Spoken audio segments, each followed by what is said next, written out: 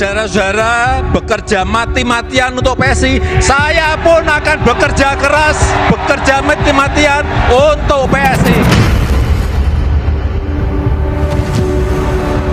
Saya akan peras semua darah saya untuk memenangkan PSI.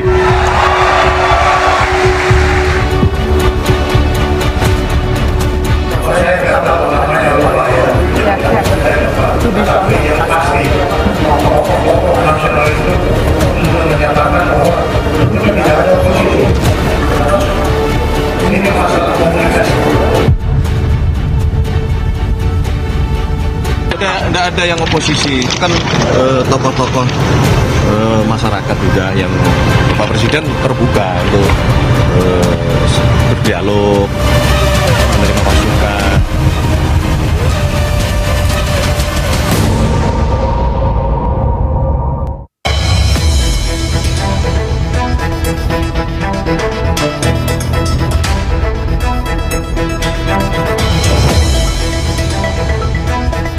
Pertemuan Presiden Prabowo dengan sejumlah tokoh yang dianggap kritis mencuri perhatian publik.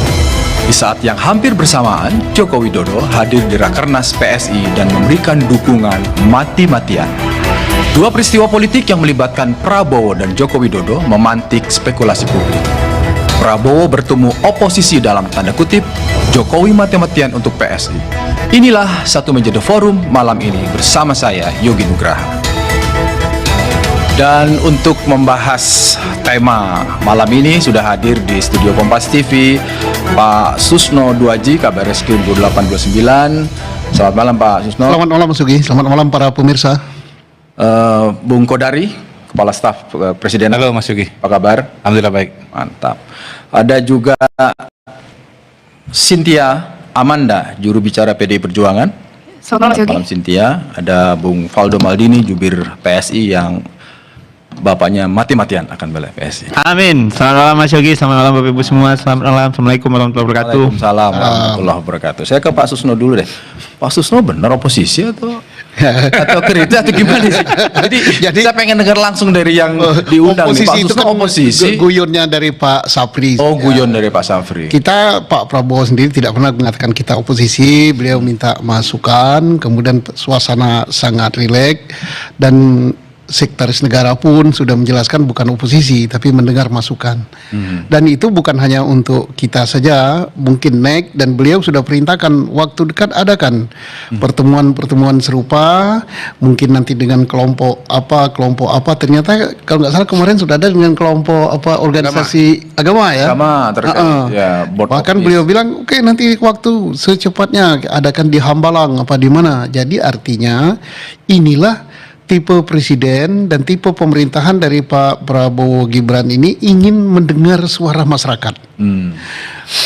Apabila mungkin di dalam kami berlima yang kemarin hadir ada yang sering nyaring suaranya dianggap oposisi, itu sebenarnya bukan oposisi tapi kecintaan saja. Oh, bukan oposisi tapi kecintaan. Kemudian kita lebih banyak, ternyata kita ini yang di luar ini agak buta juga gitu. Setelah beliau buka, oh kayak gini gitu, oh kayak gini gitu. Jadi apa yang kita anggap bahwa pemerintah belum apa-apa, ternyata sudah apa-apa, sudah lebih maju dari apa yang diperkirakan. Oh, Pak Susno punya persepsi bahwa sudah banyak yang dikerjakan dan banyak yang Pak Susno belum tahu soal progres. Oh iya. Contohnya apa? Saya katakan. Apa contohnya Pak? Reformasi Polri misalnya? Reformasi Polri salah satu pokok bahasan yang agak hangat gitu. Kita nggak tahu bahwa saya katakan Pak Prabowo ini kita kaya sekali dengan tambang itu. Kita menghasilkan batu bara 750 juta ton per tahun. Oh tidak katanya. Yang tercatat 800 juta. Beliau punya catatan, langsung ditayangkan sumbernya. Yang tidak tercatat dan ini akurat, yang tidak dipungut oleh negara, tapi informasi dari negara lain yang terima itu lebih besar dari itu. Mungkin lipat dua dari itu. Artinya pemasukan negara di bidang batu bara itu mungkin 150% tidak masuk. Oke, Pak Susno, nanti akan dalami lagi. Termasuk saya ingin tahu ujungnya yang soal reformasi Polri menurut kesimpulan tanda kutip dalam pertemuan itu apa, tapi saya mau ke Bung Kodari dulu. Bung, kalau saya amati kan Bung Kodari selalu mengatakan bahwa Pak Prabowo ini ciri inklusif, selalu ingin merangkul semua, ingin mengatakan bahwa semua ingin didengar. Apakah pertemuan yang mungkin baru diketahui publik lewat Pak Safri itu karena muncul, itu ingin menunjukkan bahwa Pak Prabowo ini terbuka untuk semua di tengah isu di kita ini bahwa Pak Prabowo ini sulit ditemui bahkan oleh menterinya sekalipun? Sebetulnya Pak Prabowo itu ketemu dengan berbagai macam kelompok masyarakat itu sudah tradisi. Jangan lupa bahwa misalnya Pak Prabowo udah ketemu dengan para senior media, para pemret itu berkali-kali dan dari siang sampai malam, sampai malam sekali gitu. Jadi sebetulnya ya beliau giliran aja dulu dengan teman-teman media, lalu sekarang dengan teman-teman yang banyak berkecimpung di podcast. Kalau Pak Safri oposisi, terus kemudian Pak Prasetyo tokoh masyarakat. Yang benar yang mana? Podcaster. Yang benar podcaster. Podcaster dong penampilannya. Nggak, karena beliau begini, jangan dikira saya ini presiden sibuk, nggak sempat nonton medsos. Oh, saya ikuti medsos. Sebagai kepala staf presiden pasti tahu. Sering apa podcast memperhatikan? Dia tahu. Prabowo. Sering beliau mengikuti. Jadi kalau ada pernah terminologi dulu beredar bahwa pemerintah tondep, Pak Prabowo itu nggak tahu apa yang terjadi di lapangan, salah total, Pak. Salah total. Beliau sangat mengikuti apa yang terjadi di masyarakat, wacana yang terjadi di masyarakat. Dan gini, saya selalu bilang Pak Prabowo itu figur yang sangat unik karena beliau latar belakang yang sangat elit ya. Jadi kakeknya, orang tuanya itu adalah pendiri Republik. Beliau sendiri juga lama di pemerintahan pada posisi yang tinggi. Sehingga beliau itu tahu hal-hal yang kita masyarakat awam itu nggak tahu, Pak. Dia tahu kelakuan elit, Pak. Jadi there is no place to hide. Kalau kata saya sih pada hari ini dengan seorang Prabowo, seorang presiden yang tahu kelakuan elit, tetapi pada sisi yang lain jiwanya itu sangat wong cilik, sangat-sangat wong cilik. Lihat saja pidato beliau beberapa kali di Davos, kemudian kemarin kalau nggak salah. Ya, terakhir itu intinya begini, beliau mengatakan tugas pemerintah itu, tugas pemimpin itu adalah membuat rakyat yang miskin dan lemah itu tersenyum. Dan itu yang sedang dikerjakan. Salah satu upaya Pak Prabowo adalah itu tadi mengundang. Saya mau tambahkan Mas Yogi. Jadi gini, Pak Prabowo ini memang datang dengan sebuah paradigma baru dalam melihat persoalan bangsa dan negara. Misalnya kalau bicara soal ekonomi ya. Kan sering ada kritik tuh, wah kita hanya perhatikan soal pertumbuhan ekonomi. Nah dalam kasus Pak Prabowo itu sama sekali tidak. Beliau sangat-sangat memperhatikan di dalam angka-angka itu apa yang terjadi. Jadi beliau itu pernah presentasi bagaimana dalam 7 tahun terakhir, begitu ya kurang lebih itu PDB kita naik, tapi kemudian juga ya kaum miskinnya tidak turun signifikan, dan yang paling penting adalah kelas menengahnya justru turun. Logikanya kalau PDB naik harusnya kelas menengah juga naik, ini kok malah turun begitu. Artinya apa? Artinya pertumbuhan ekonomi ini semu. Pertumbuhan ekonomi ini hanya berlaku untuk kelompok tertentu saja yang sangat elit. Beliau juga ada mempresentasikan, saya yakin juga diceritakan di ruangan diceritakan, itu. Pak. Ya pasti saya ceritakan. Jadi karena saya udah sering dengar. By data, Pak. Kita jadi akhirnya kita mau ngomong masalah itu, akhirnya kita nggak bisa ngomong lagi. Karena informasinya lebih detail. Pertumbuhan ekonomi sekian menggembirakan, tapi tidak berdampak yang ke masyarakat nikmati kecil. ini orang disebut elit. namanya. Disebut ini orang yang menikmati tidak lebih dari sekian, yang menguasai sekian juta tanah, yang menguasai sekian ini, kemudian yang dapat kredit sampai dengan 5.700 triliun, melebihi APBN. Dengan saya tidak bisa katanya. Kredit 200 miliar ke atas harus tanda tangan saya.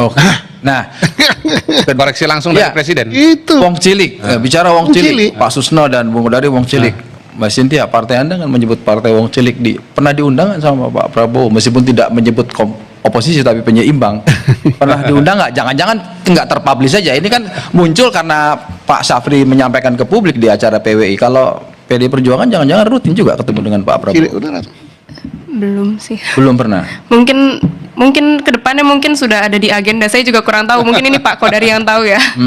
Nah, kalau gitu Cynthia melihat pertemuan ini, karena kan sebenarnya kalau yang pantas disebut oposisi meskipun secara konstitusi tidak ada, tetapi sampai sekarang PD Perjuangan paling tidak menyebut penyeimbang alias tidak mau masuk dalam pemerintahan. Apa yang dibaca oleh Cynthia?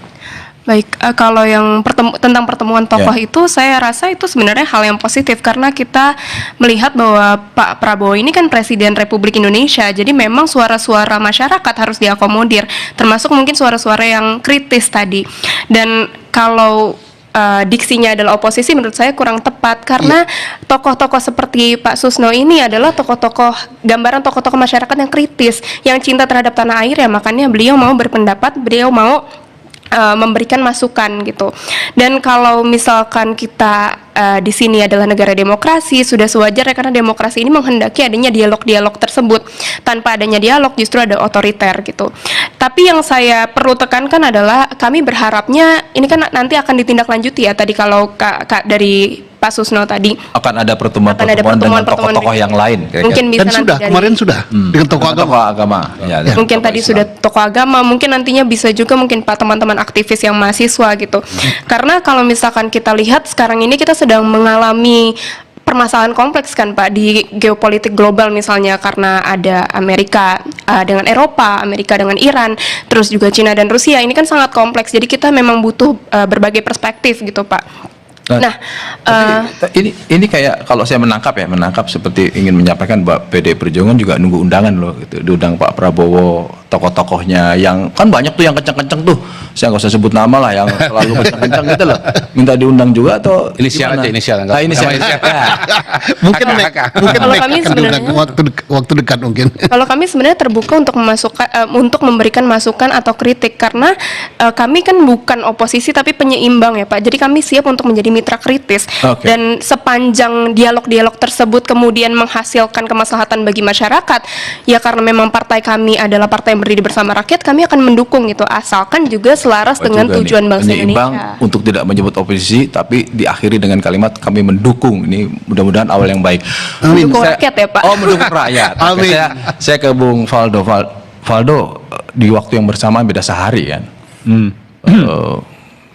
Akhirnya menimbulkan spekulasi. Wah, ini Pak Prabowo mati-matian ini. Sementara Pak Jokowi. Pak Jokowi juga Pak Jokowi mati-matian, Pak Prabowo juga boleh dibilang tanda kutip sebentar terucap, artinya membalikan keadaan dari persepsi orang bahwa Pak Prabowo ini tertutup, ternyata bisa bertemu sama tokoh-tokoh yang kritis. Tapi di Makassar Pak Jokowi saya akan mati-matian. Sebenarnya ada apa sih sebetulnya kok sampai total gitu? Karena kan selama ini baru inisial J, itu juga jadi tebak-tebakan. Apakah inisial J adalah orang lah yang menyebut mati-matian? Iya, sebenarnya kan kita lihat ini adalah dua momen yang bagus ya Mas ya, di mana Pak Prabowo dari awal lah, Pak Prabowo dari awal pemerintahan, bahkan sejak dulu pun ketika kampanye selalu bicara soal soliditas, membangun bangsa nggak bisa sendirian, kita harus terus dialog, kita harus mencari titik temu dan sebagainya. Sementara di sisi lain, Pak Jokowi sebagai orang yang telah purna tugas sebagai presiden, ya tetap punya concern terhadap kondisi partai politik di Indonesia. Karena suka nggak suka beliau termasuk orang yang percaya salah satu cara untuk memperbaiki demokrasi kita adalah memperbaiki institusi demokrasi kita yang namanya partai politik. Ya. Nah, Pak Jokowi itu sebenarnya kalau boleh kami bilang Mas, itu hampir di setiap momen PSI level nasional tuh hadir. Oh. Ya, ini saya kan udah di tahun ke-6 nih. Kan tiap tahun ada tuh. Hadir terus Pak Jokowi. Jadi ini bukan kehadiran pertama Pak Jokowi sebenarnya di acara PSI. Tapi menyebut mati-matian yang pertama kan? Ya, mati-matian itu yang kedua. Oh, yang kedua sempat Iya, ada. sebelumnya kan di Kongres di Solo. Oh, iya. Iya. Oke. Nah, dan di titik itu Pak Jokowi kan menyampaikan secara terbuka ketika ditanya, "Ya, saya hadir untuk memotivasi anak-anak ini." Ya, teman-teman, kawan-kawan di PSI agar bekerja serius membangun partai politik. Karena kan PSI ini kan nggak bisa dibilang partai baru lagi, Mas. Udah 2 kali pemilu loh. Ya kan? Partai yang udah 2 kali pemilu belum dikasih rezeki menang di parlemen, Masih berjuang. dan terakhir partai yang lolos parlemen partai yang lolos parlemen terakhir itu kan namanya Nasdem. Ya. Yang ada keluar dari parlemen yang ada tuh sekarang. Ini kan kita lagi menciptakan sejarah baru. Oleh karena itu Pak Jokowi menyemangati nih. Ya. Kalian bekerja mati-matian, saya juga mati-matian. Jadi kan saya yang dengar Pak Jokowi aja mati-matian, kok kita masih bisa nggak mati-matian gitu loh. Hidup-hidupan. Ya, jadi semacam pengingat bahwa ini bukan kerja mudah gitu. Membangun partai itu nggak mudah sama Ya, sekali. singkatnya Pak Jokowi itu total lah ingin mengawal PSI sampai Apalagi Senayan. kami menjadikan Pak Jokowi sebagai inspirator. Jangan sampai orang yang kami jadikan inspirator kerjanya lebih keras dibanding kami kader. Oke. Gitu loh Mas. Oke, Bung Faldo. Kenapa Pak Prabowo makin rajin mengumpulkan orang-orang yang disebut kritis, publik awam menyebutnya oposisi. Di satu sisi Pak Jokowi sebagai orang yang menurut Bung Kodari sempat diduetkan, Pak Jokowi masih terus-terusan mati-matian di PSI. Kita akan bahas setelah jeda berikut ini. Tetap bersama kami.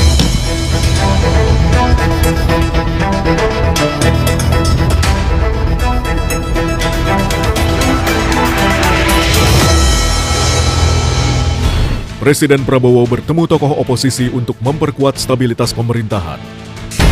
Sementara mantan Presiden Jokowi akan mati-matian berjuang untuk PSI.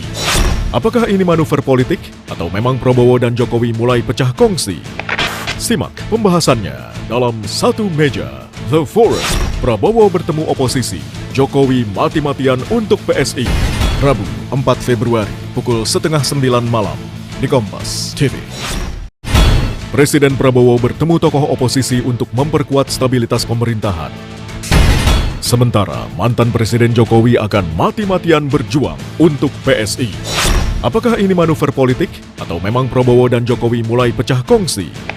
Simak pembahasannya dalam Satu Meja The Forum. Prabowo bertemu oposisi, Jokowi mati-matian untuk PSI. Rabu 4 Februari pukul 8:30 malam di Kompas TV. Presiden Prabowo bertemu tokoh oposisi untuk memperkuat stabilitas pemerintahan. Sementara mantan Presiden Jokowi akan mati-matian berjuang untuk PSI. Apakah ini manuver politik atau memang Prabowo dan Jokowi mulai pecah kongsi? Simak pembahasannya dalam Satu Meja The Forum. Prabowo bertemu oposisi, Jokowi mati-matian untuk PSI. Rabu 4 Februari pukul 8:30 malam di Kompas TV. Presiden Prabowo bertemu tokoh oposisi untuk memperkuat stabilitas pemerintahan. Sementara mantan Presiden Jokowi akan mati-matian berjuang untuk PSI. Apakah ini manuver politik atau memang Prabowo dan Jokowi mulai pecah kongsi? Simak pembahasannya dalam Satu Meja The Forum. Prabowo bertemu oposisi, Jokowi mati-matian untuk PSI. Rabu 4 Februari pukul 8:30 malam di Kompas TV. Presiden Prabowo bertemu tokoh oposisi untuk memperkuat stabilitas pemerintahan.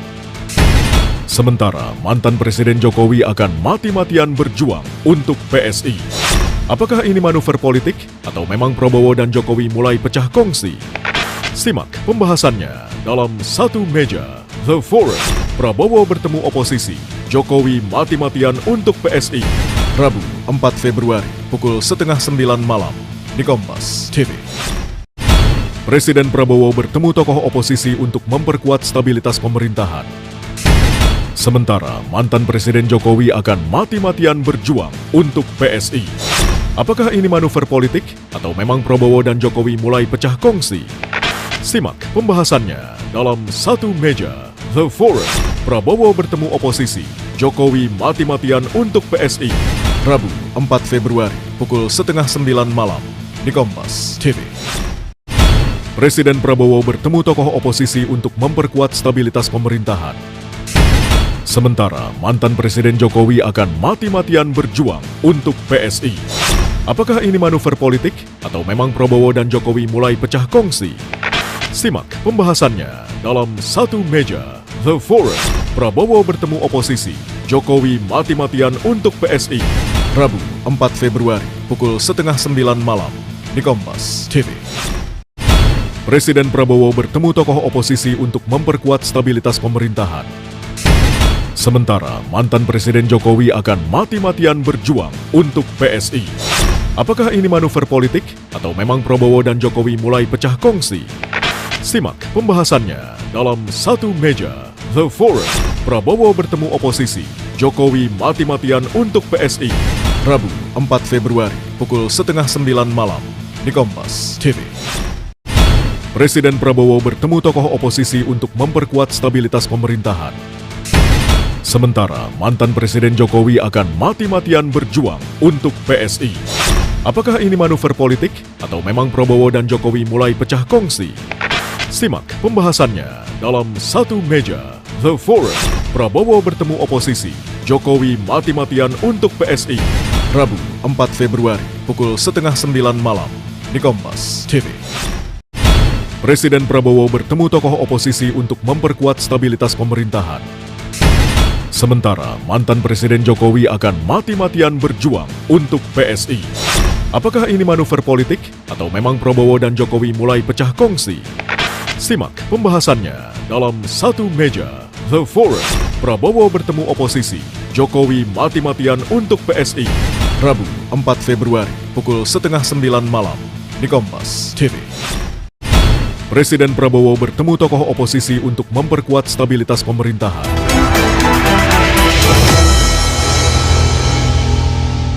Secara pribadi saya dikontak sama Pak Menteri Pertahanan, Pak Syafri Samsudin, untuk berdiskusi lebih jauh. Selaku mantan Ketua KPK yang kritis, diskusinya cukup serius. Pak Prabowo mempresentasikan program-program kerakyatan yang sudah dilaksanakan selama ini ya. Pak Prabowo juga menyampaikan hasil dari forum ekonomi yang dihadiri di Davos, Swiss, pemberantasan korupsi, penegakan hukum, dan reformasi kepolisian, dan juga disinggung tentang BOP. Pak Prabowo, Presiden Prabowo sangat happy, dan dia langsung menyampaikan kepada kita bahwa dia tidak anti kritik. Masih di Satu Meja The Forum, saya mau ke Bung Kodari. Disebut yang telepon langsung Pak Syafri. Iya. Bayangan saya sebagai kepala staf presiden harusnya Bung Kodari yang ngatur begini gitu loh. Apalagi KSP secara mengawal program. Oh, mengawal program. Iya, bukan secara fisik. Iya. Perorangan. Tapi kalau melihat gini, Ya. boleh ya publik bertanya, ini sebenarnya Pak Syafri ini konteksnya apa ya? Menteri Pertahanan dalam negeri atau Menteri Pertahanan? Apa Bung Kodari bisa menjelaskan ini? Ya, jadi di Pak Prabowo itu kan ada orang-orang yang pada hari itu mungkin ada sama beliau, kemudian beliau ada keinginan, dan Pak Prabowo itu suka spontan. Oh, spontan. Telepon. Ya. Gitu. Saya kira kehadiran Pak Syafri itu sangat tepat ya. Mengapa sangat tepat? Karena banyak beliau bercerita masalah pertambangan, penutupan tambang timah, masalah ekspor impor gelap, masalah penyitaan lahan-lahan sawit, dan ini semua Pak Syafri yang mengerjakan. garda terdepannya. Sampai ditanya berapa Pak Syafri yang sudah kita sita, berapa ini, berapa masuk duit dan sebagainya. Jadi Pak Syafri karena cerita itu banyak tentang itu. Nah, sampai beliau katakan bahwa duitnya banyak. Tapi yang jadi persoalan, ya mungkin ke depan harus ada perbaikan adalah ketika dalam waktu yang bersamaan konfirmasi ke Mensesnek mengatakan bukan oposisi. Ini kan soal terminologi. Iya, soal terminologi. Soal cara baca. Ya. Canda-canda aja. Jadi kadang-kadang gini ya, kita depan wartawan itu juga tadi kita mau nyebut kata apa? Kadang lupa juga. Mau kritis jadi mencari kata kritis terus yang keluar oposisi gitu ya. Saya karena punya waktu agak panjang, saya pun juga awalnya podcaster loh. Iya, opinion maker. Itu saya wawancara kapan terakhir saya bilang bukan ya tokoh masyarakat terlalu umum, opinion maker saya bilang. Tapi begitu saya kesini baru sadar ini podcaster. Saya takut atau ada mungkin nanti giliran berikutnya surveyor. Saya takutnya Bang ngomong pensiunan gitu. Gak apa-apa juga kan. Harus kepentingan. Saya nggak pensiun, petani itu nggak ada pensiun. Saya petani tidak ada pensiunan, dan banyak yang melamar mau jadi petani Pak. Iya. Selesai jadi menteri mau jadi petani. Saya protes sama Pak Prabowo, Pak. Petani itu kayak di second liner ya. Jadi orang kalau nggak terpakai sini mau jadi petani. Tapi Pak Susno di ruang redaksi itu guyon ini kayak Pak Susno, terus Abraham Samad, terus satu lagi Said Dudu. Pak Said ya. Itu kalau dilihat-lihat Mbak Wiwi itu dilihat-lihat tuh bukan sering mengkritisi program pemerintah, lebih banyak bicara soal ijazah Jokowi. Loh, ini by monitoring gitu loh. Enggak, saya hampir gitu semua ini saya masuki, terutama pendidikan hukum ya. Itu dibahas nggak Pak di dalam? Ada, disinggung. Gimana Pak? Kalau boleh tahu. Disinggung sedikit. Saya kira sikap beliau yang paling bagus gitu. Itulah dia menunjukkan kenegarawanan. Oke. Dia Apa tidak, tuh, misalnya? tidak menyinggung masalah ijazah Jokowi palsu gitu kan? Enggak. Artinya dia katakan di Republik ini banyak yang ijazah, bukan ijazah Pak Jokowi ya. Bagaimana Pak? Ulangi Pak. Masuk katanya, di partai saya aja ada yang gelarnya profesor tapi hanya foto doang. Gitu.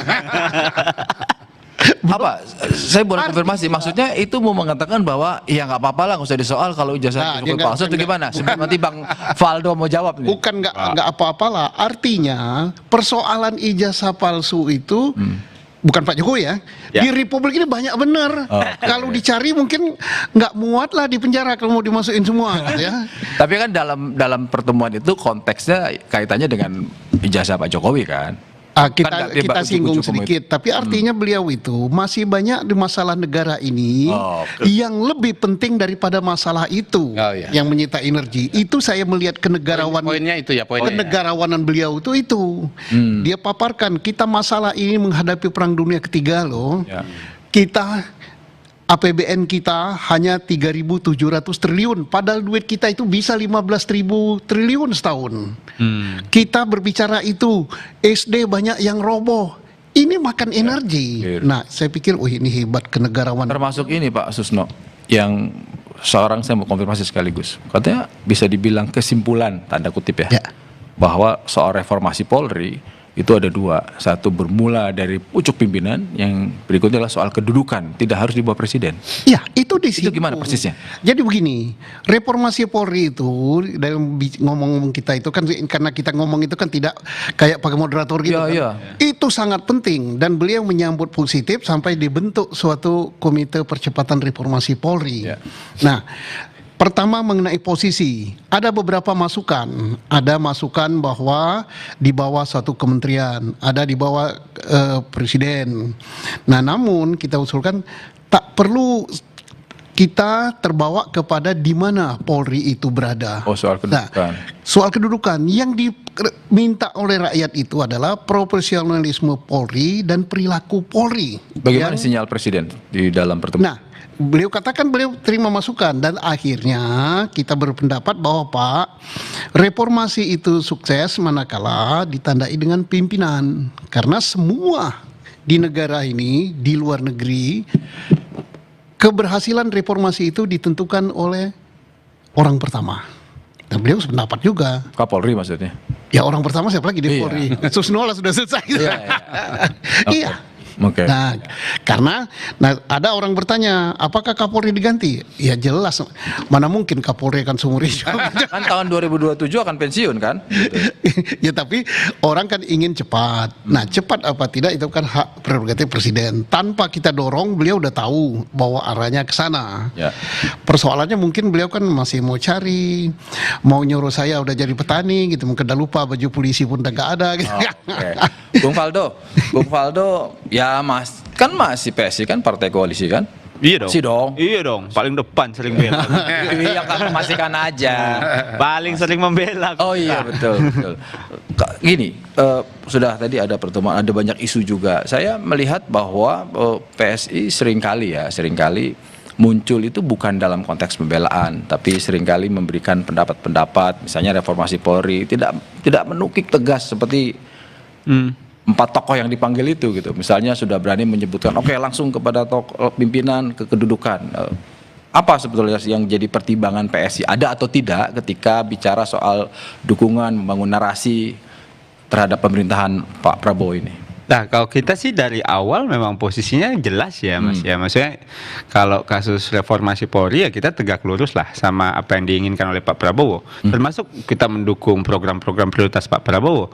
Dalam derajat tertentu bahkan kita juga di depan untuk membela program-program itu di dialog-dialog di TV-TV ini. Sebenarnya kita nggak ada keraguan sama sekali sih. Tidak ada keraguan sama Kenapa sekali. Tadi saya bertanya itu? Karena begini, selalu ada asumsi bahwa PSI ini kan masih membawa pesan kuat dari Solo, Pak Jokowi. Nah, juga dalam beberapa hal mulai dilihat ada sedikit perbedaan gitu. Saya bertanya apakah PSI kemudian ada rem tersendiri, tidak seperti partai yang lain karena ada faktor Jokowi? Justru saya kira yang berpikir seperti itu adalah orang mungkin berpikir untuk mempertentangkan antara Pak Jokowi dan Pak Prabowo, yang sebenarnya tidak ada pertentangan sama sekali. Karena kan jelas selama pemerintahan Pak Prabowo, Pak Jokowi juga nggak ada cawe-cawe kok dalam pemerintahan Pak Prabowo. Belum lagi juga ya Pak Prabowo juga mengakomodir anak-anak PSI di dalam situ. Nggak ada alasan kita untuk nggak tegak lurus sama Pak Prabowo. Ya. Nah, oleh karena itu kami kira dengan apa yang terjadi, tentunya mungkin kita lebih baik pisahkan saja. Bagaimana kita melihat konsolidasi PSI secara internal ini memang sebuah upaya dan proses yang harus kami lalui biar layak jadi partai. Tentunya dalam prakteknya ya Pak Jokowi membakar semangat kader. Jangan diasumsikan bahwa oh Pak Jokowi ini lagi membangun PSI SEDES. Kan Pak Jokowi datang bilang saya bukan kader loh. Saya datang sebagai motivator untuk menyemangati kawan-kawan biar kerja partai itu nggak semudah itu. Nah, belum lagi kalau kita bicara soal bagaimana kita membela Pak Prabowo, sebenarnya sih kita cukup kesepian juga kadang-kadang di Dialog TV, kagak ada teman-teman yang lain, jujur aja gitu loh. Paling stafnya Bang Kodari, kan saya dalam prakteknya kan saya nih yang ke lapangan. Saya kan ketua DPP bidang komunikasi publik, Jubir. Mana nih yang lain nih? Berarti Jubir PSI dan KSP gitu ya? Yang saya lihat gitu. Ya paling dari timnya Bang Kodari, kadang dari kok sepi gitu. Nah, yang jadi pertanyaan publik dan termasuk saya juga ingin tahu sebenarnya PSI dalam pemerintahan Prabowo Gibran itu fokus untuk programnya atau memastikan bahwa 2029 Pak Prabowo dengan Pak Gibran lagi. Tapi jangan dijawab dulu, kita akan kembali. Izinkan saya menjawabnya nanti. Oke, kita akan kembali.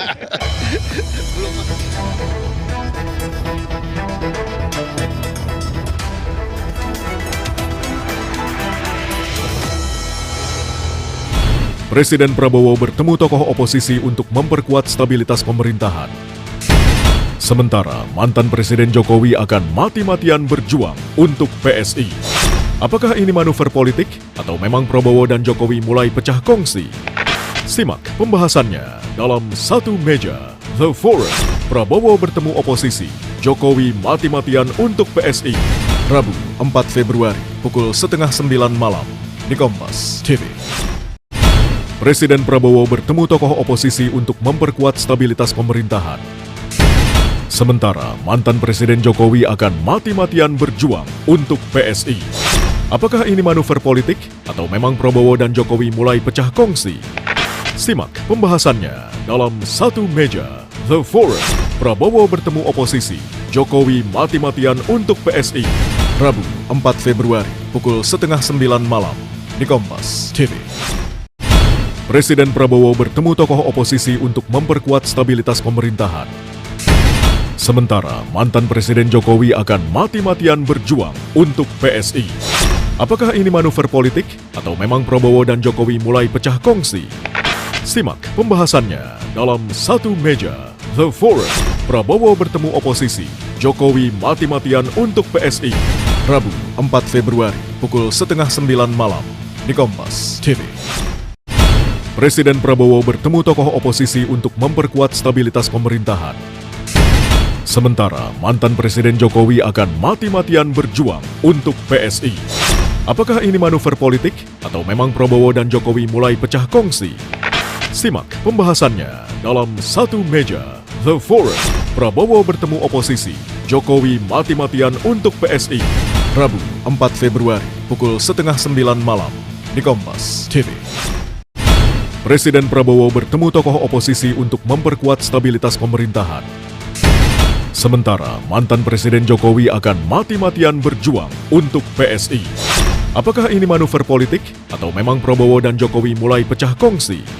Simak pembahasannya dalam Satu Meja The Forum. Prabowo bertemu oposisi, Jokowi mati-matian untuk PSI. Rabu 4 Februari pukul 8:30 malam di Kompas TV. Presiden Prabowo bertemu tokoh oposisi untuk memperkuat stabilitas pemerintahan. Sementara mantan Presiden Jokowi akan mati-matian berjuang untuk PSI. Apakah ini manuver politik atau memang Prabowo dan Jokowi mulai pecah kongsi? Simak pembahasannya dalam Satu Meja The Forum. Prabowo bertemu oposisi, Jokowi mati-matian untuk PSI. Rabu 4 Februari pukul 8:30 malam di Kompas TV. Presiden Prabowo bertemu tokoh oposisi untuk memperkuat stabilitas pemerintahan. Sementara mantan Presiden Jokowi akan mati-matian berjuang untuk PSI. Apakah ini manuver politik atau memang Prabowo dan Jokowi mulai pecah kongsi? Simak pembahasannya dalam Satu Meja The Forum. Prabowo bertemu oposisi, Jokowi mati-matian untuk PSI. Rabu 4 Februari pukul 8:30 malam di Kompas TV. Presiden Prabowo bertemu tokoh oposisi untuk memperkuat stabilitas pemerintahan. Sementara mantan Presiden Jokowi akan mati-matian berjuang untuk PSI. Apakah ini manuver politik atau memang Prabowo dan Jokowi mulai pecah kongsi? Simak pembahasannya dalam Satu Meja The Forum. Prabowo bertemu oposisi, Jokowi mati-matian untuk PSI. Rabu 4 Februari pukul 8:30 malam di Kompas TV. Presiden Prabowo bertemu tokoh oposisi untuk memperkuat stabilitas pemerintahan. Sementara mantan Presiden Jokowi akan mati-matian berjuang untuk PSI. Apakah ini manuver politik atau memang Prabowo dan Jokowi mulai pecah kongsi? Simak pembahasannya dalam Satu Meja The Forum. Prabowo bertemu oposisi, Jokowi mati-matian untuk PSI. Rabu 4 Februari pukul 8:30 malam di Kompas TV. Presiden Prabowo bertemu tokoh oposisi untuk memperkuat stabilitas pemerintahan. Sementara mantan Presiden Jokowi akan mati-matian berjuang untuk PSI. Apakah ini manuver politik atau memang Prabowo dan Jokowi mulai pecah kongsi? Simak pembahasannya dalam Satu Meja The Forum. Prabowo bertemu oposisi, Jokowi mati-matian untuk PSI. Rabu 4 Februari pukul 8:30 malam di Kompas TV. Presiden Prabowo bertemu tokoh oposisi untuk memperkuat stabilitas pemerintahan. Sementara mantan Presiden Jokowi akan mati-matian berjuang untuk PSI. Apakah ini manuver politik atau memang Prabowo dan Jokowi mulai pecah kongsi? Simak pembahasannya dalam Satu Meja The Forum. Prabowo bertemu oposisi, Jokowi mati-matian untuk PSI. Rabu 4 Februari pukul 8:30 malam di Kompas TV. Presiden Prabowo bertemu tokoh oposisi untuk memperkuat stabilitas pemerintahan. Sementara mantan Presiden Jokowi akan mati-matian berjuang untuk PSI. Apakah ini manuver politik atau memang Prabowo dan Jokowi mulai pecah kongsi? Simak pembahasannya dalam Satu Meja The Forum. Prabowo bertemu oposisi, Jokowi mati-matian untuk PSI. Rabu 4 Februari pukul 8:30 malam di Kompas TV. Presiden Prabowo bertemu tokoh oposisi untuk memperkuat stabilitas pemerintahan. Sementara mantan Presiden Jokowi akan mati-matian berjuang untuk PSI. Apakah ini manuver politik atau memang Prabowo dan Jokowi mulai pecah kongsi? Simak pembahasannya dalam Satu Meja The Forum. Prabowo bertemu oposisi, Jokowi mati-matian untuk PSI.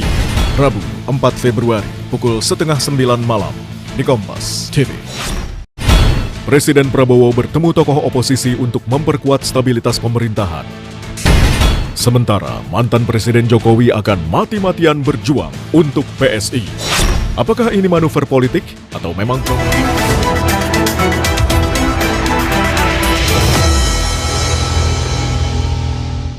Saudara-saudara, bekerja mati-matian untuk PSI. Saya pun akan bekerja keras, bekerja mati-matian untuk PSI. Di ujung pandang ya? Masih di Satu Meja The Forum, Bung Faldo, mati-matian. Mati-matian. Mati-matian. Kerja keras itu maksudnya. Itu tadi Bangun pertanyaan pagi sebelum urus partai. mati-matian untuk memastikan Gibran bersama PSI Prabowo. Om Yogi. Oh iya. Gimana? Publik biar tahu. Plesetan Pak Yogi. Itu kan. Jadi mati-matian untuk itu atau mati-matian untuk mensukseskan? Tapi kan pasti orang butuh penjelasan yang mana nih yang diutamakan. Pertama itu PSI Mas. Dan Oke. kami kira untuk pemerintahan dan Pak Prabowo dan Pak Gibran, kita kan termasuk koalisi yang hadir di dalam koalisi Indonesia Maju. Kontraknya itu ya udah kita dukung. Nah 2029 terserah Pak Prabowo. Walaupun kita ada aspirasi, tentunya Pak Prabowo dan Pak Gibran. Gitu loh Mas. Tentunya kan partai boleh dong beraspirasi. Mas tanya warna kuning lain lagi, Mas tanya warna biru lain lagi. Putih mungkin berselera juga nih. Tapi kan dalam hal ini karena kita tegak lurus sama Pak Prabowo, apapun yang dipilih Pak Prabowo kita dukung. Apapun yang dipilih Pak Kita Prabowo, dukung, tapi kita punya aspirasi. aspirasinya Mas Ya Gibran. kan, Pak Prabowo dan Mas Gibran. Tapi kan sekali lagi Pak Prabowo lah yang pilih. Tugas kita hari ini mendukung total apa yang dijalankan oleh Pak Prabowo dan Pak Gibran hari ini. Nggak ada debat soal itu. Makanya saya juga bilang kadang-kadang Bang Kodari, kok saya merasa sendiri nih di lapangan, tapi nggak apa-apa. Sendiri pun kita jalanin untuk di TV menjelaskan, teman-teman di lapangan untuk MBG pengawasan, bikin dapur dan sebagainya, koperasi kita terlibat, magang merah putih, magang nasional kita terlibat, koperasi merah putih kita tahu, kampung nelayan kita juga tahu, kita hafal program Pak Prabowo dan Pak Gibran. Saking kita kerjain. Lebih hafal mana? Programnya Pak Prabowo, programnya Mas Gibran? Kan satu paket. Nggak memastikan aja. Iya. Takutnya ada yang lebih hafal. Oh, kita juga tahu Mas Gibran dapat penugasan untuk di Papua, Mas Gibran dapat penugasan untuk di pesantren. Kita ngerti Mas, ini Mas, ngerti banget aku. Ya. Nggak, yang menggembirakan kan artinya masih komit untuk program. Ya tukang gosok-gosok ini emang banyak Mas. Iya. Mungkin ya nanti nggak apa-apa lah, yang penting biasa aja itu.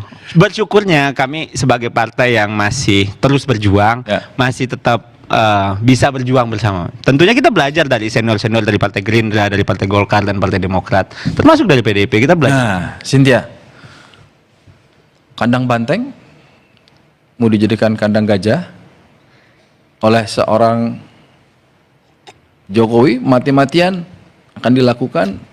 PD Perjuangan melihatnya slow-slow aja atau? Pertama mungkin yang harus kita perhatikan pada saat ini, kemarin tuh statementnya Pak Jokowi ini sangat menggebu-gebu bilang untuk kemenangannya PSI gitu. Dia. Tapi yang satu yang ingin saya tanyakan, Kenapa tuh? di mana etika moralnya? Di saat saudara-saudara kita ini sedang berduka di Sumatera, di Aceh, kemarin longsor di Jawa Barat, kemudian juga ada di Jawa Tengah, dan selama ini PDI Perjuangan aja langsung turun gitu, langsung turun membantu masyarakat. Makanya kami di sini lebih memfokuskan kepada apa yang dibutuhkan oleh masyarakat, oleh korban. Kami langsung turun menurunkan Baguna, kami langsung melayarkan kapal Malahayati. Makanya ini menjadi suatu persoalan baru, dan mohon maaf tapi menurut saya agak miris ketika seorang mantan pemimpin Republik Indonesia justru lebih mementingkan kemenangan elektoral dibandingkan dengan kepentingan rakyat saat ini gitu. PSI juga turun ke lapangan kan? Iya, semuanya turun Bang. Semuanya turun dengan cara masing-masing. Saya juga lihat Kementerian PU turun, Kementerian ABCD turun gitu. Tapi memang mungkin teman-teman PDI melihat bahwa momennya kali ya. Tapi ya di sisi lain waktu dan momen itu kan sebenarnya itu nggak nyambung, tapi kita sering sambung-sambungin, termasuk nih diadu-adu juga ada gitu loh. Ini kan nggak nyambung, ini dua event terpisah, tidak perlu dipertentangkan sebenarnya. Tapi dalam hal ini yang ingin kami sampaikan, Pak Jokowi ya tentunya sebelumnya di PDIP, hari ini tentu punya kebebasan mungkin. Kalau dulu sebagai presiden mungkin beliau nggak bisa ngomong begitu. Sekarang beliau sudah selesai jadi presiden.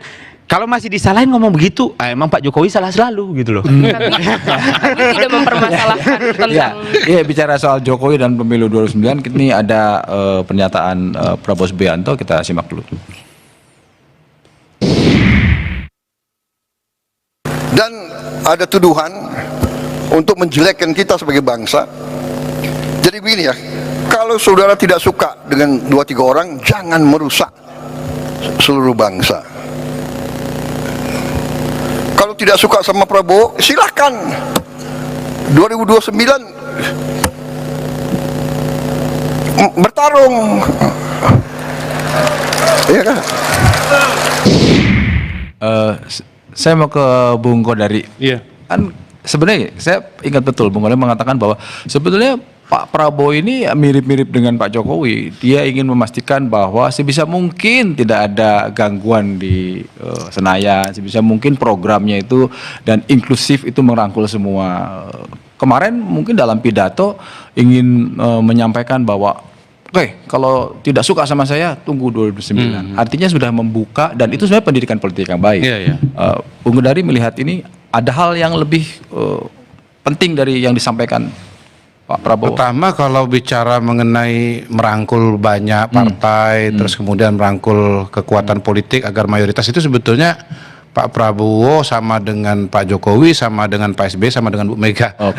Semuanya ingin stabil. Semuanya pasti ingin stabil, karena kalau tidak ada stabilitas maka program tidak bisa dilaksanakan. Itu yang pertama. Yang kedua, statement beliau tadi itu kalau kita runtut ke belakang, ke statement sebelumnya itu kan beliau mengingatkan kalau ada yang tidak puas silakan demo, tapi jangan anarkis, pasti jangan merusak, jangan bakar-bakar dan seterusnya. Itu yang dimaksud beliau dengan jangan merusak seluruh bangsa. Yang berikutnya lagi ya memang kita punya sistem pemerintahan presidensil. Sistem presidensial itu salah satu ciri utamanya adalah kepastian masa jabatan, yaitu 5 tahun. Dan itu sangat penting untuk dipatuhi oleh semua pelaku politik, semua partai politik untuk memberikan kepastian baik kepada siapapun yang memimpin maupun juga kepada program dan kepada masyarakat gitu. Jadi kasih waktu presiden untuk bekerja, ya pada waktunya nanti akan ada evaluasi lewat pemilu, dan pada saat pemilu ya silahkan siapapun yang akan maju ya maju gitu. Saya tambahkan lagi di bagian lain kan, presiden juga mengutip nggak masalah itu kepala daerah itu beda-beda tuh nggak masalah. Di Aceh saya kalah tapi program MBG tetap jalan. Di Jakarta Mas Pram menang, ya tetap kita kerjasama.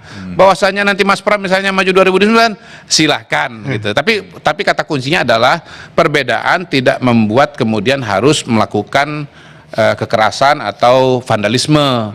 Menyampaikan pendapat itu harus dibedakan dengan anarki. Saya kira itu kuncinya. Pak Susno, di pertemuan kemarin ada dari Pak Presiden yang minimal bukan curhat, menyampaikan banyak sekali yang ingin mengganggu, menggagalkan program saya. Tapi jangan dijawab dulu, tetap di satu meja. Kita akan segera kembali.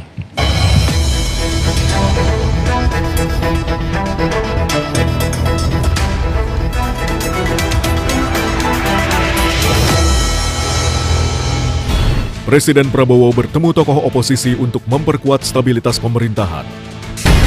Sementara mantan Presiden Jokowi akan mati-matian berjuang untuk PSI. Apakah ini manuver politik atau memang Prabowo dan Jokowi mulai pecah kongsi? Simak pembahasannya dalam Satu Meja The Forum. Prabowo bertemu oposisi, Jokowi mati-matian untuk PSI.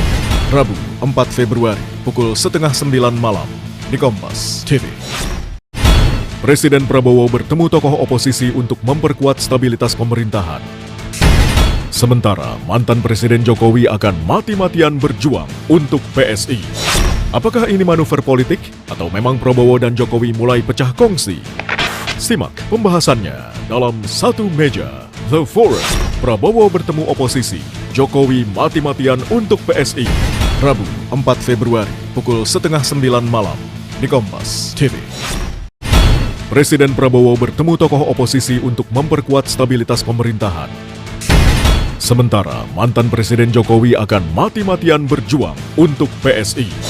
Apakah ini manuver politik atau memang Prabowo dan Jokowi mulai pecah kongsi? Simak pembahasannya dalam Satu Meja The Forum. Prabowo bertemu oposisi, Jokowi mati-matian untuk PSI. Rabu 4 Februari pukul 8:30 malam di Kompas TV. Presiden Prabowo bertemu tokoh oposisi untuk memperkuat stabilitas pemerintahan. Sementara mantan Presiden Jokowi akan mati-matian berjuang untuk PSI. Apakah ini manuver politik atau memang Prabowo dan Jokowi mulai pecah kongsi? Simak pembahasannya dalam Satu Meja The Forum. Prabowo bertemu oposisi, Jokowi mati-matian untuk PSI. Rabu 4 Februari pukul 8:30 malam di Kompas TV. Presiden Prabowo bertemu tokoh oposisi untuk memperkuat stabilitas pemerintahan.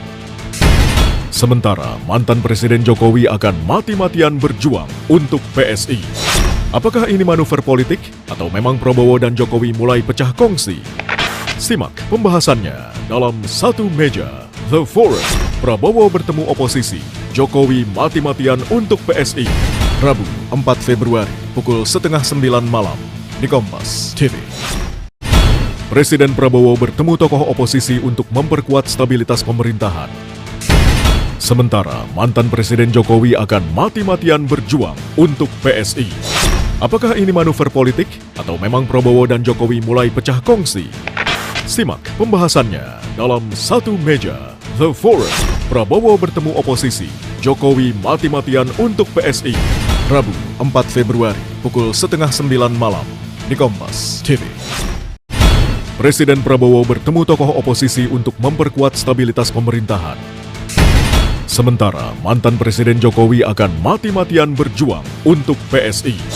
Apakah ini manuver politik atau memang Prabowo dan Jokowi mulai pecah kongsi? Simak pembahasannya dalam Satu Meja The Forum. Prabowo bertemu oposisi, Jokowi mati-matian untuk PSI. Rabu 4 Februari pukul 8:30 malam di Kompas TV. Presiden Prabowo bertemu tokoh oposisi untuk memperkuat stabilitas pemerintahan. Sementara mantan Presiden Jokowi akan mati-matian berjuang untuk PSI. Apakah ini manuver politik atau memang Prabowo dan Jokowi mulai pecah kongsi? Simak pembahasannya dalam Satu Meja The Forum. Prabowo bertemu oposisi, Jokowi mati-matian untuk PSI. Rabu 4 Februari pukul 8:30 malam di Kompas TV. Presiden Prabowo bertemu tokoh oposisi untuk memperkuat stabilitas pemerintahan. Sementara mantan Presiden Jokowi akan mati-matian berjuang untuk PSI. Apakah ini manuver politik atau memang Prabowo dan Jokowi mulai pecah kongsi? Simak pembahasannya dalam Satu Meja The Forum. Prabowo bertemu oposisi, Jokowi mati-matian untuk PSI. Rabu 4 Februari pukul 8:30 malam di Kompas TV. Presiden Prabowo bertemu tokoh oposisi untuk memperkuat stabilitas pemerintahan. Sementara mantan Presiden Jokowi akan mati-matian berjuang untuk PSI. Apakah ini manuver politik atau memang Prabowo dan Jokowi mulai pecah kongsi? Simak pembahasannya dalam Satu Meja The Forum. Prabowo bertemu oposisi, Jokowi mati-matian untuk PSI. Rabu 4 Februari pukul 8:30 malam di Kompas TV. Presiden Prabowo bertemu tokoh oposisi untuk memperkuat.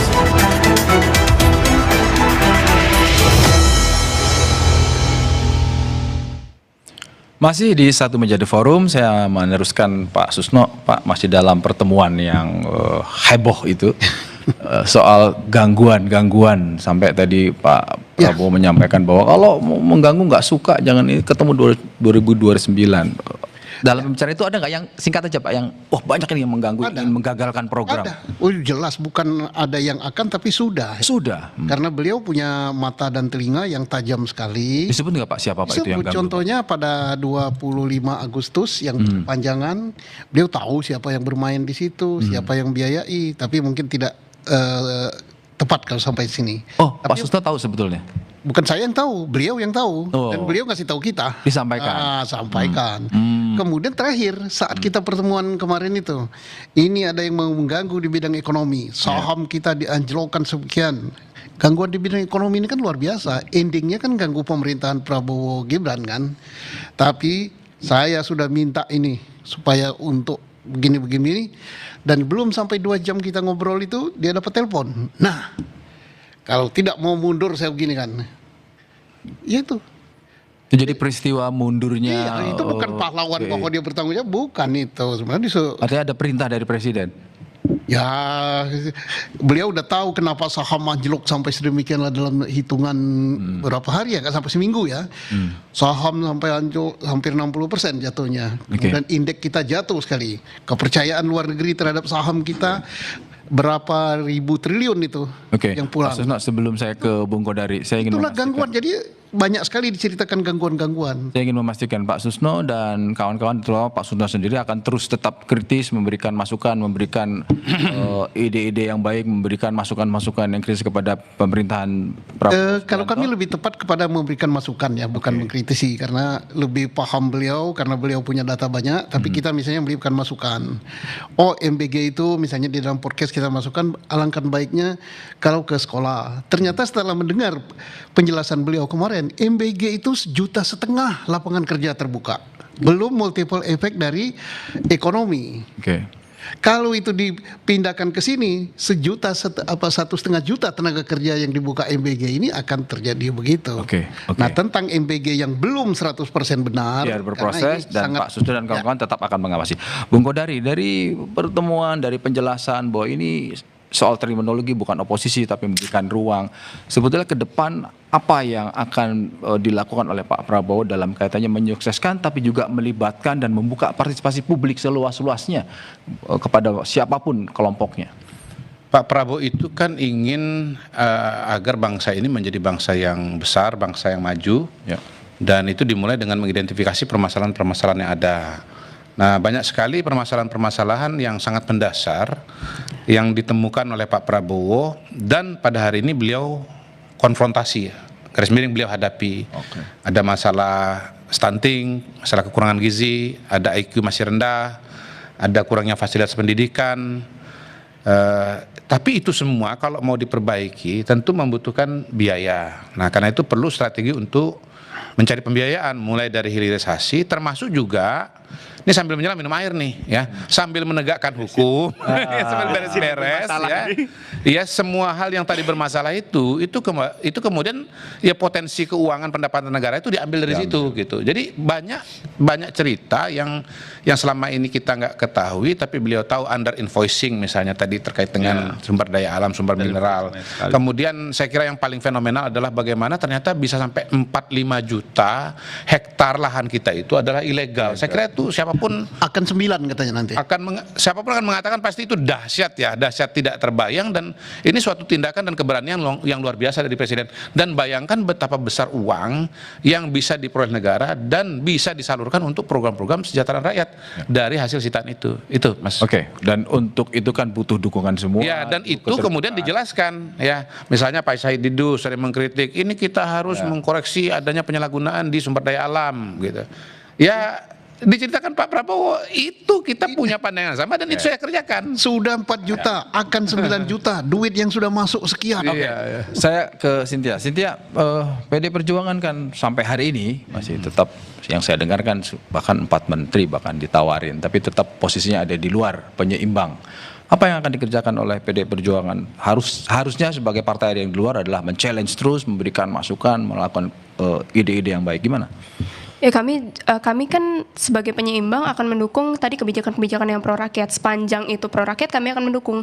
Namun kalau ternyata program-programnya merugikan rakyat, ya kami akan berdiri di garda terdepan untuk kemudian men-challenge program tersebut. Karena kalau kita lihat dari tadi kan sudah dibahas beberapa hal, contoh dari yang tokoh-tokoh kritis tadi.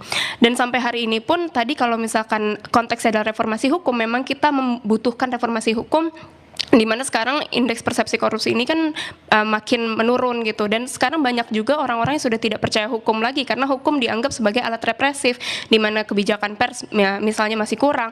Terus juga ada teman-teman aktivis kita yang kemudian masih mendekam, gitu.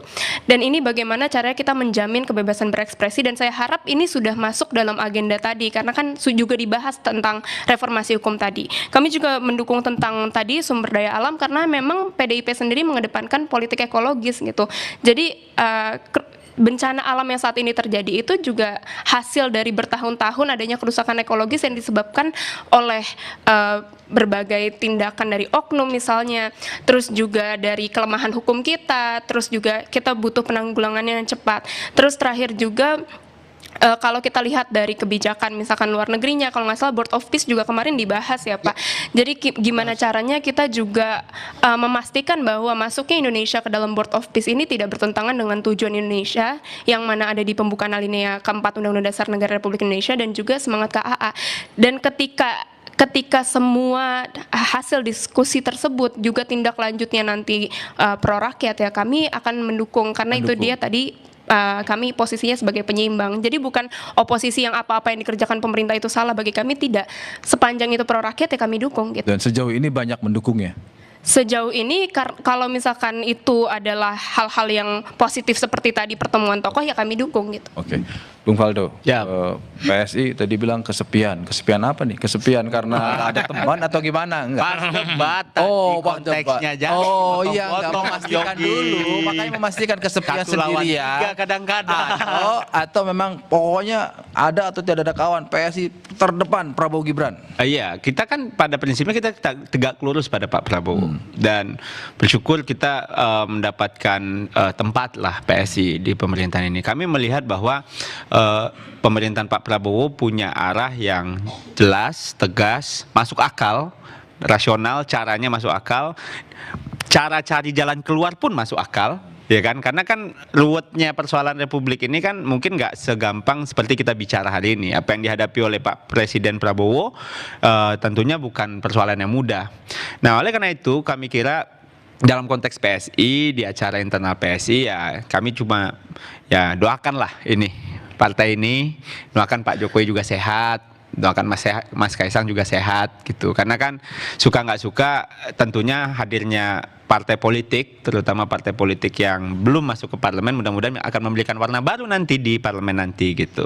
Kita juga punya keresahan yang sama banyak partai lain, tapi tentunya kami tegak lurus lah dengan Pak Prabowo Termasuk dan Pak Gibran. kesamaan isu mendukung yang baik dengan PD Perjuangan juga nggak apa-apa kan, bukan hal yang tidak mungkin kan. Ya mungkin sama mendukung, tapi cara mendukungnya pun beda gitu. Oke. Karena kan menyeimbangkan. Kita dukung aja sudah. Oke, thank you Bung Faldo, terima kasih Cynthia, terima kasih Bung Kodari, terima kasih. Terima kasih. No, kita tahu persis kompleksitas yang dihadapi oleh bangsa ini. Kita harus bersatu, kita harus tetap menjalankan dengan baik, profesional, tanpa mengenyampingkan prinsip dasar demokrasi. Demikian Satu Meja The Forum malam ini. Saya Yogi Nugraha, terima kasih dan sampai jumpa.